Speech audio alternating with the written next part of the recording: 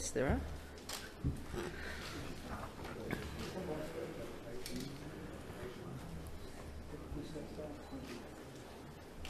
We good to go?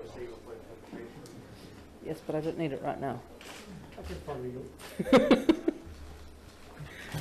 Thank you very much, ladies and gentlemen, for joining us here in Melbourne this evening. And let me start by thanking my friends and counterparts, India's External Affairs Minister Jaishankar, Japan's Foreign Minister Hayashi, and US Secretary of State Blinken, for what has been a very substantive and productive Quad Foreign Ministers meeting here in Melbourne, our fourth.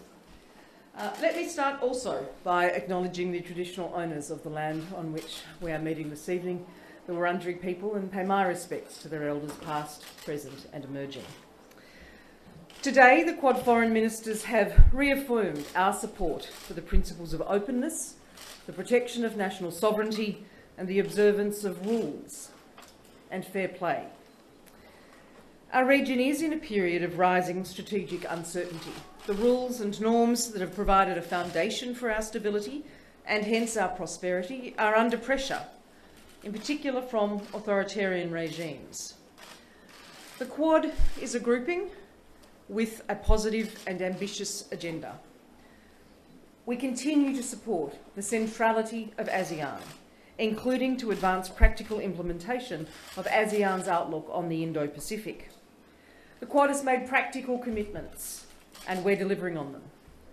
We've delivered over 500 million vaccine doses under the Quad leaders' commitment and ensured they reach the people who need them. Australia will bolster the efforts of the Quad Vaccine Partnership by making a further investment through our Regional Health Security Initiative for the Indo-Pacific.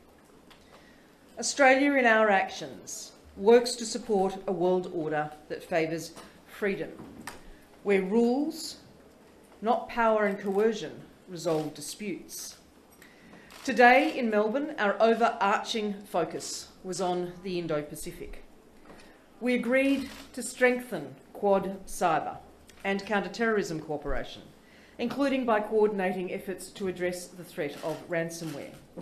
We discussed humanitarian and disaster response and vital infrastructure delivery, which is climate adapted and climate resilient in consultation with our partners. We agreed to boost maritime security support for Indo-Pacific partners to strengthen their maritime domain awareness and ability to develop their offshore resources, to ensure freedom of navigation and overflight, and to combat challenges such as illegal fishing. I'm delighted that Japan has offered to host the next Quad Leaders Summit in the first half of 2022. Let me finish my remarks, and I'll ask my colleagues to indulge me just for a moment. Many of you will know that today was the holding of the State Memorial Service for the passing of a former Australian Foreign Minister and leader of my Parliamentary Liberal Party, Andrew Peacock.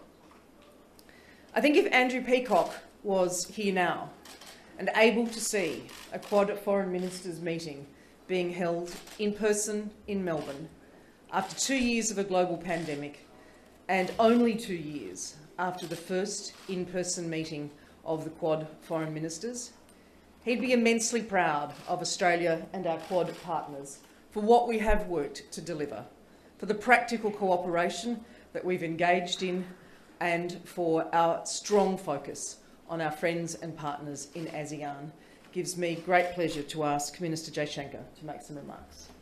Thank you, Marise. Foreign Minister Payne, let me first of all thank you for hosting what it was truly a productive meeting of the Quad Foreign Ministers.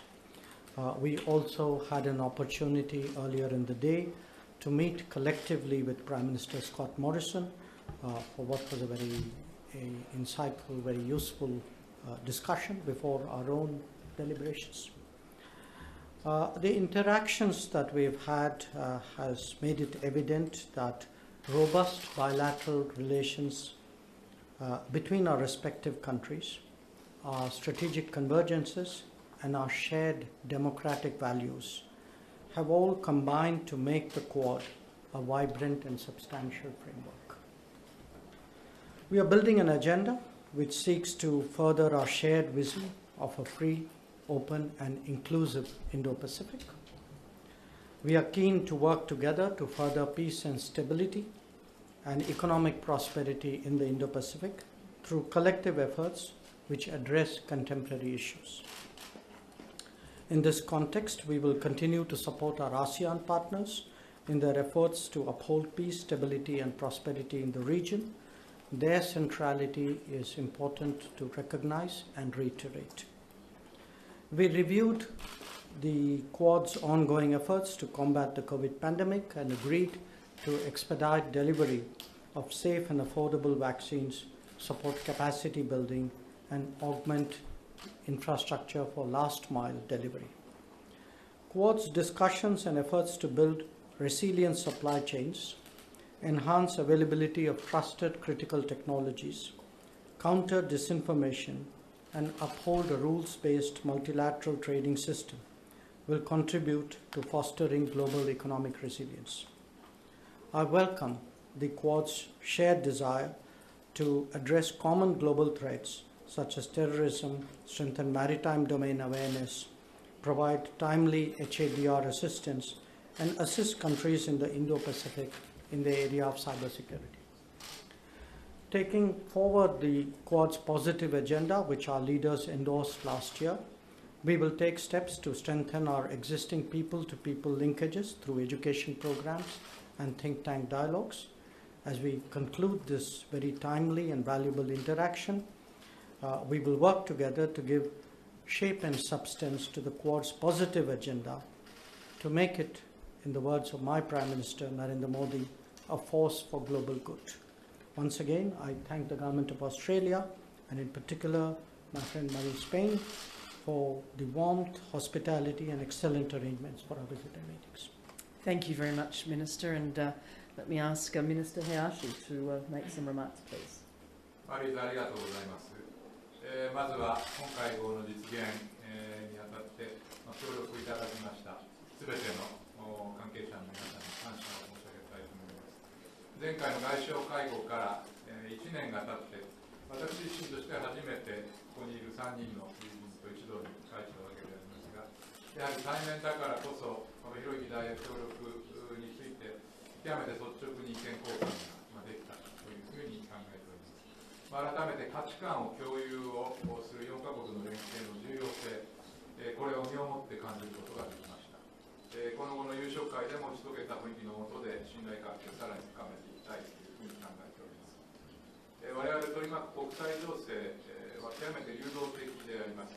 現在ウクライナ情勢は緊張が増しており、その解決に向けた外交努力が活発化しております。一方でインド太平洋地域では北朝鮮による核・ミサイル活動、東シナ海、南シナ海での一方的な現状変更の試み、ミャンマー情勢、など危機の課題が山積をしております。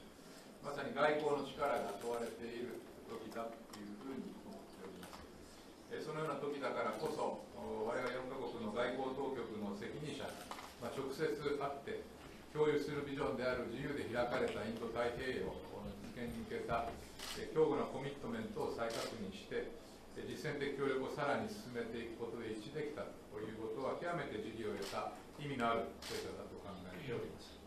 岸田政権としても、自由で開かれたインド太平洋の実現を引き続き重視し、そのための具体的な取り組みをさらに強化をし、加速化していきたいというふうに考えております。本日の議論では、ワクチンパートナーシップをはじめとする首脳レベルで、すでに一致をいたしました協力分野での作業をしっかり後押ししていくことを確認をいたしました。その上で海洋安全保障、人道支援、災害救援、テロ対策、人的交流など、過去3回の外相会合で積み上げてきましたさまざまな実践的協力をさらに深めていくことで一致をできました。本年前半に日本で開催予定の日米豪印首脳会合に向けたモーメンタムを一層高めることができたというふうに考えております。この流れを一層確実なものにし、日米豪印がこの地域にとって利益となる協力を幅広く展開していけるよう、引き続き外相間でも緊密に連携していきたいと考えております。ありがとうございました。Thank you very much, Minister Hayashi. Secretary of State. Marise, thank you so much. Thank you for the incredible hospitality. Thank you for bringing us here to Australia and for bringing us here to this wonderful city of Melbourne. It's been truly a delight to be able to spend a little bit of time in the city as well as in our meetings. And to you, Marise, Jai, to you and to Yogi, friends, colleagues, I'm so grateful for the extremely productive discussions that we've had today. In fact, we were speaking a few moments ago, and the incredible range of things that we covered. We could have spent the entire time on any one of them, but I think it goes to the richness of what we have before us as democracies united in advancing a very affirmative vision for the future. Back in December, I was in Jakarta, and I set out the United States vision for a free and open Indo-Pacific, which, more than any other region, will shape the trajectory of the 21st century. We talk about a free and open Indo-Pacific a lot.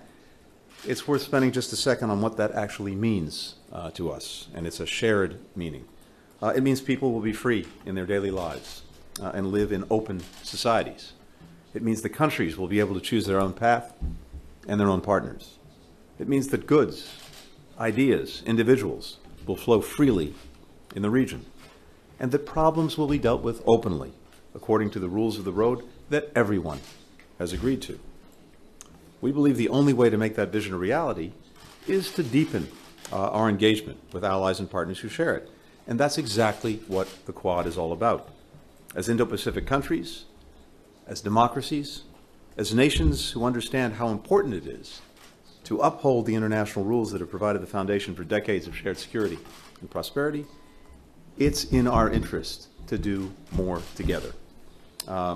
Returning to the region now, even as we continue to work relentlessly to try to resolve the crisis in Ukraine brought about by Russian aggression, and to do that through diplomacy and deterrence.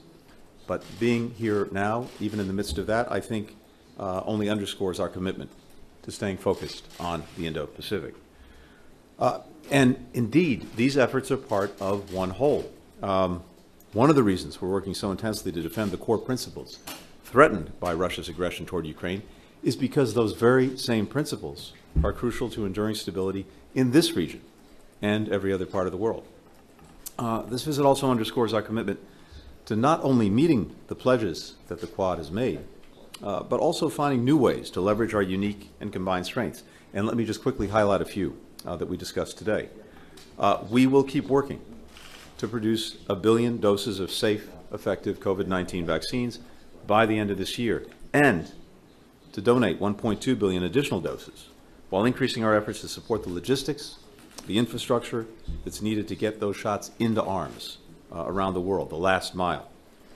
Each of the Quad countries will play a key role in a meeting that we're convening on Monday on a COVID-19 global action plan, which will drive greater leadership and coordination across regions and sectors to end the pandemic. We'll enhance our collaboration on disaster response and humanitarian assistance, as you've heard. We're doing that right now in the case of the Tonga volcano eruption. We'll strengthen our cooperation on maritime security, both to combat challenges like illegal, unregulated, unreported fishing, and to ensure freedom of navigation and overflight across the region, including in the South and East China Seas. We've agreed to deepen our efforts to shape the rules and standards around emerging technologies, cybersecurity, which will increasingly touch on all aspects of the lives of our fellow citizens. We'll expand our cooperation with other partners, like ASEAN, whose centrality of the region is enduring, APEC, which the United States will host next year, and in the Pacific Islands. The Quad has been, and always will be, an affirmative partnership, rooted not in opposition to any country or group of countries, but rather in the belief that together we can do more to deliver broad-based progress for people in other countries, in our countries, across the Indo-Pacific. Addressing the challenges that real people face in their lives, helping them seize the opportunities that they want, empowering them to chart their own course. Our efforts today show that the stronger the Quad gets, the more we'll be able to deliver on that promise. Thank you. Thank you very much, Tony and Jay and Yogi, for those remarks. I have 4 questions to take from the assembled members of the media, and the first name I have on the list is Pablo Vinales from SBS. I can't see you though. Oh, there you are. I'm sorry. The lights were... Thank you, Minister. Pablo Vinales, SBS World News. Minister Payne, on the crisis in Ukraine, are you able to elaborate what came of discussions today? And to Mr Secretary, you've been quoted as saying, do you expect Australia to contribute imposing massive costs on Moscow should Russia invade? What would that look like? Do you foresee Magnitsky-style sanctions as part of that? Thanks, Pablo. And consistent with the statements the Australian Government and I have made previously, I've reiterated our very deep concerns about the Russian military build-up on Ukraine's border, and again reiterated on calls that we have made to Russia to participate constructively in diplomatic efforts, many of which are us being strongly led by Secretary Blinken and the President of the United States.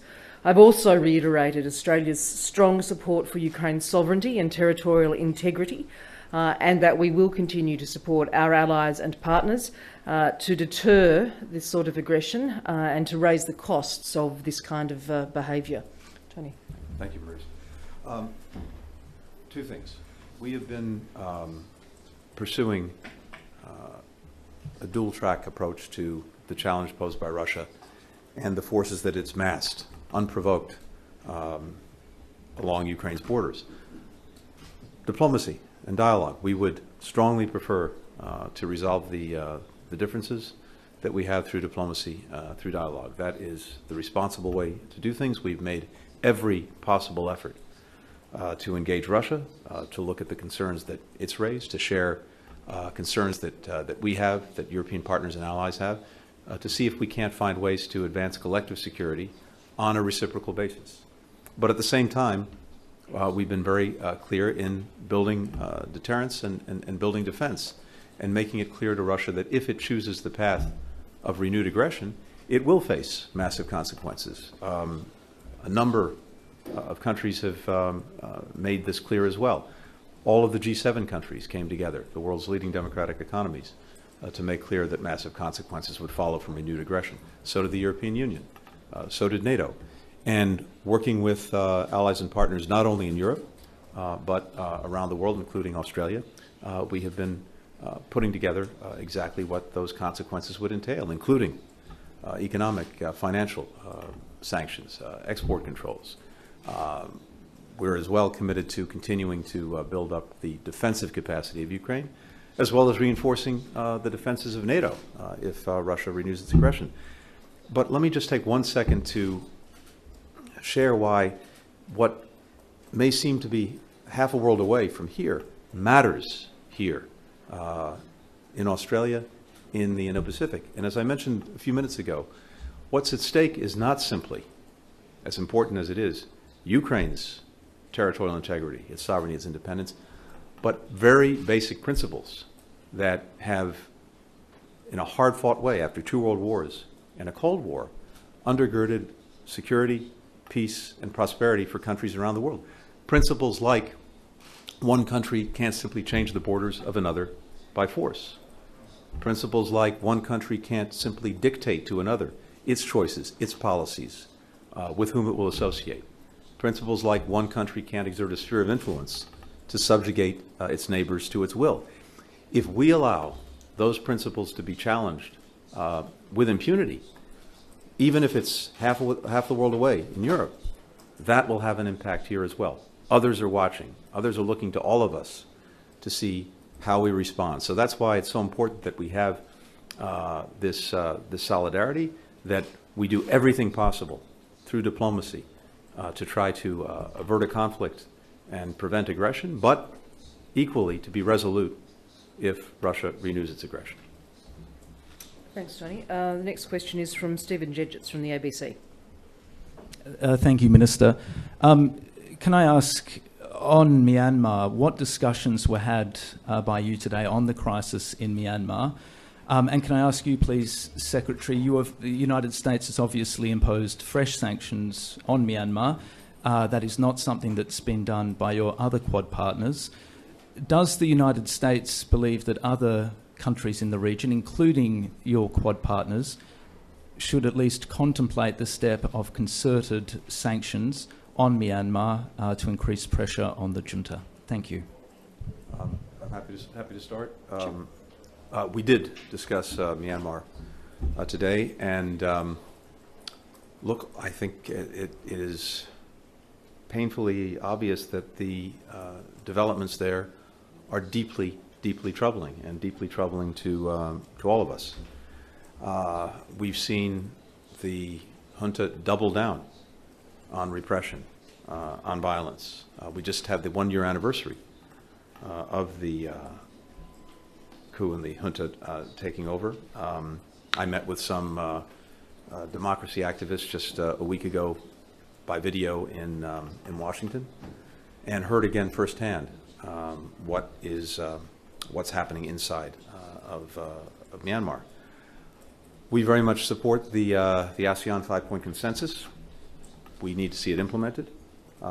This is something President Biden's going to focus on in the near future when he hosts the ASEAN leaders in Washington. From my perspective, of the United States, implementing the 5-point consensus, making sure humanitarian assistance can get in, making sure that arms stay out, and engaging the democratic forces in Burma are the things that we need to pursue together. I don't purport to speak for my colleagues, but I can tell you we had a robust discussion, and the concern is widely shared. Thanks, Tony, and I think you've covered off well on the outline of our discussion. I would add that I have also once again acknowledged the continuing detention of Professor Sean Turnell in Myanmar, that Australia, of which we have also just unfortunately marked the first anniversary on the 6th of February, that Australia considers this to be a case of arbitrary detention, and I have acknowledged and thanked counterparts, all of our counterparts here, for their role in continuing to advocate with the regime for the release of Professor Turnell, as Australia does constantly, consistently, with not just in Myanmar itself, but globally. Yes, of course, Jay. I think we are all agreed on the importance of the democratic transition which was underway in Myanmar, and clearly the fact that the country has moved in a different direction is something which troubles all of us. We all, I think, also very strongly back the ASEAN position on Myanmar and their efforts to engage. But where we are concerned, India is concerned as an immediate land border neighbor, we have some very specific concerns on Myanmar, which also guides our thinking. Concerns about insurgents operating there, who some months ago, killed a very senior military officer and his family. Concerns about the COVID and the lack of vaccination on our common border.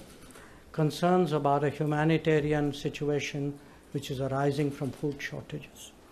So I think those are also concerns which we take into account, and where we are concerned, we don't follow a policy of national sanctions. ありがとうございます。すでに、お話があったところですから重複する部分もございますが、ミャンマー情勢、については現状への重大な、懸念を表明するとともに暴力の停止、そして拘束者の解放を呼びかけ、民主的な体制の早期回復の必要性、これを確認をいたしました。また完全な人道アクセスへの確保を呼びかけ、都民からありました ASEAN の5つのコンセンサスの早期実施の重要性でも一致をしたところでございます。さらには ASEAN による取り組みを支援して、引き続き日米豪印を含む国際社会が連携して、ミャンマー情勢に対応していくことで一致をしたところでございます。ありがとうございます。Thank you very much, Yogi. The next question is from Daiki Meida from Kyodo News. Thank you. 共同通信の前田と申します。中国に関する議論についてお伺いします。東シナ海や南シナ海などインド太平洋地域における中国の軍事的な経済的な行動に関してですね、4カ国外相でどのような議論をなさったでしょうか。また台湾海峡の平和と安定の重要性について4カ国外相で認識を共有できたでしょうか。林大臣がどのように会合で訴えたかについてお伺いをします。はい、ありがとうございます。本日の会合では、自由で開かれたインド太平洋のビジョンを共有する、友人同士であるからこそのかなり率直な議論を行うことができたと思っております。地域情勢について議論する中で、東シナ海、南シナ海情勢については、私から力を背景とした一方的な現状変更の試みについて、深刻な懸念を表明をいたしました。4カ国の外相で、国連海洋法条約を含む国際法、これをはじめとする、ルールに基づく海洋秩序への挑戦に対抗するため連携していくということで一致をしたところでございます。また台湾についても議論がありまして、各国から基本的立場につき言及があり、我が国からは台湾海峡の平和と安定が重要であるという旨述べさせていただきました。地域全体の平和と繁栄を保障し、国際社会全体に貢献するため、日本としては自由で開かれたインド太平洋の実現に向けて、法の支配に基づく秩序の構築を今後もリードしていこうと思っております。本年前半に日本で開催される日米豪印首脳会合は、この取り組みをさらに確実にするためのものだと考えます。各国ともこの成功に向けて一層コミットメントを確実にしていく、このことでも一致をしたところでございます。ありがとうございます。Thank you, Yogi. And the final question this evening is from Jennifer Hansler at CNN. Thank you. Mr. Secretary, today the State Department issued a new security alert for Ukraine calling on American citizens to leave now. What changed that made you issue this new security alert? If it's so dangerous, why don't we see more Europeans also issuing the same kind of alert? And are you planning to put the U.S. Embassy in Kyiv on ordered departure, and if so, when? And then for all of the foreign ministers, Russia and China recently released a lengthy pact pledging no limits to their cooperation. How concerned are you about this pact? Is there consensus on this concern from the Quad? And did you discuss specific plans to counter this partnership? Thank you. Simply put, we continue to see very troubling signs of Russian escalation, including new forces arriving at the Ukrainian border. And as we said before, we're in a window when an invasion could begin at any time. And to be clear, that includes during the Olympics. We're continuing to draw down our embassy. We will continue that process. And we've also been very clear that any American citizens who remain in Ukraine should leave now. Thanks, Tony. And perhaps if I start, what we have been doing in the Quad context since our first in-person foreign ministers meeting in September of 2019 through the leaders summits of 2021, both virtual and in person, and again with this meeting, is working together as partners in pursuit of a regional and global order that is based on the rule of law.